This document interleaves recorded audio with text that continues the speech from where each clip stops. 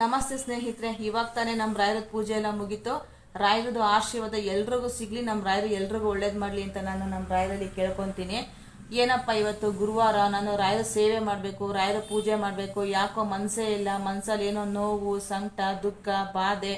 ನನ್ನ ಕೈಲಿ ಇವತ್ತು ಹುಷಾರಿಲ್ಲ, ನನಗೆ ದೇಹದಲ್ಲಿ ಚೈತನ್ಯನೇ ಇಲ್ಲ, ಪೂಜೆ ಮಾಡಕ್ ಆಗ್ತಾನೆ ಇಲ್ಲ ಅಂತ ಅನ್ನೋರು ಒಂದು ಕೆಲಸ ಮಾಡಿ. ಇದು ನನ್ನ ಅನುಭವದ ಮಾತು, ನಾನು ಮಾಡಿರೋದನ್ನೇ ನಿಮಗೂ ಹೇಳ್ತಾ ಇದ್ದೀನಿ. ಏನಿಲ್ಲ, ನಿಮ್ಮ ಮನೆಯಲ್ಲಿ ಮಂತ್ರಾಕ್ಷತೆ ಇದ್ದಿ ಮೃತಿಕೆ ಪ್ರಸಾದ ಇತ್ತು ಅಂದರೆ ಸ್ನಾನ ಮಾಡ್ಕೊಂಬಂದು ಮಂತ್ರಾಕ್ಷತೆನ ತಲೆ ಮೇಲೆ ಒಂದೆರಡು ಕಾಳು, ಬಾಯಿಗೆ ಒಂದೆರಡು ಕಾಳು ಹಾಕೊಳ್ಳಿ. ಆಮೇಲೆ ಮೃತಿಕೆ ಪ್ರಸಾದ ಇದ್ದರೆ ಸ್ವಲ್ಪ ಗ್ಲಾಸಲ್ಲಿ ನೀರು ಹಾಕ್ಕೊಂಡು ಕುಡಿದ್ಬಿಟ್ಟು ಒಂದು 10 ನಿಮಿಷ ರಾಯರ ಫೋಟೋ ನೋಡ್ಕೊಂಡು ಕೂತ್ಕೊಳ್ಳಿ.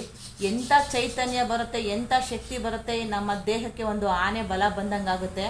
ಈ ನಮ್ಮ ರಾಯರು ಕಲಿಯುಗದ ಕಾಮಧೇನು ಕಲ್ಪವೃಕ್ಷ ಅಂತ ನಮ್ಮ ರಾಯರನ್ನ ಸುಮ್ಮನೆ ಯಾರು ಕರೆಯೋದಿಲ್ಲ. ನಮ್ಮ ರಾಯರಿಗೆ ಸೇವೆ ಮಾಡಬೇಕು.